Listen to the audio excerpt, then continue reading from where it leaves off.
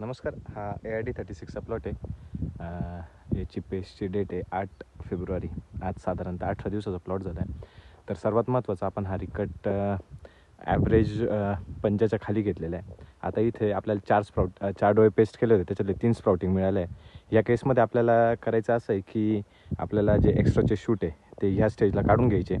त्याच्यानंतर हे डोळ्यात डबल फुटलेले आहे ते पण एक काढून घ्यायचं आहे. तळातले पानं काढून घ्यायचे आणि जो स्ट्रॉंगेस्ट शूट आहे तो आपल्याला वरती घेऊन जायचा आहे. आणि दुसरा जो शूट आहे तो साधारणतः 3-4 दिवस पुढच्या 1-2 वीकसाठी इथं पिंचिंग करून ठेवायचं, जेणेकरून इथं पंजा फिरवताना आपल्याला काही एरर आला किंवा जॉईंट धक्का लागला तर आपल्याला हा घेता येईल. त्यामुळं हे 2 ऑप्शन्स आपल्याला ठेवायचे.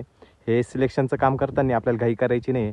साधारणतः 6-7 पानं आल्याशिवाय आपल्याला कोणत्या शूटमध्ये सगळ्यात जास्त जोम आहे हे लक्षात येत नाही. त्यामुळे तिथे आपल्याला हे काम करायचं आहे.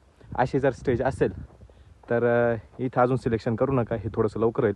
ह्या स्टेजनंतर 4-5 दिवसांनी जेव्हा साधारणतः तुमचा 15-20 सेंटीमीटरचा शूट होईल तिथं आपल्याला हे सिलेक्शन करायचं आहे. तिथे आपल्याला बेस्ट शूट आपल्याला सिलेक्ट करता येणार. त्याच्यानंतर हे जे काही बंचेस असतील ते बंचेस सगळे काढून घ्यायचे. थँक्यू.